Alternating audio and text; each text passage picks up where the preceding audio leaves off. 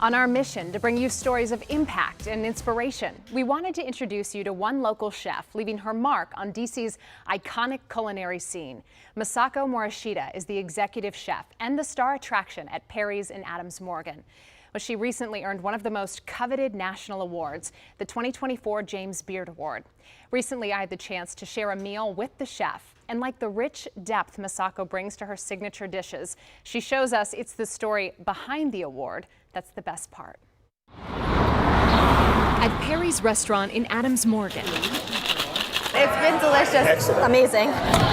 The food is the talk of the town. It feels new and fun and different. Making me think we are in Tokyo. But behind the doors to the kitchen, dueling flavors in a delicate dance. I feel like that's my mission, to introduce Japanese comfort food with a modern twist. Meet Masako Morishita. It always starts with what if. For this top chef, creating culinary magic is an art. So what if, like, if I combine this vegetable, this ingredients, and this flavor? What if? Now garnish. And in DC's culinary world, Chef Morishita is breaking the mold. This one is actually one of our most popular dish we have in a restaurant.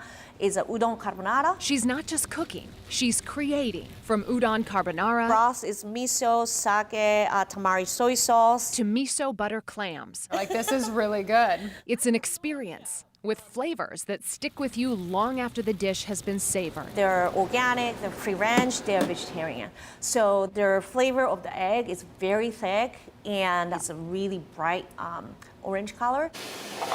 Almost more surprising than the flavors in her signature dishes, Chef Morishita has only been cooking professionally for about 3 years. In June, she was given the prestigious James Beard Award for Emerging Chef of the Year. What has this been like for you? I'm so excited, to be recognized. I feel really grateful for James Beard Foundation for recognizing that this very unique style of Japanese food I cook, which is a Japanese comfort food. A former captain for the Washington Commanders football team, she was with the team for 5 years. Often you don't hear captain of a cheerleading team and chef on a same biography. I had to lead 32 to 35 girls. It was a lot of work, but the style of my leadership definitely coming from that experience. It was kind of very exactly the same that I do here in the kitchen.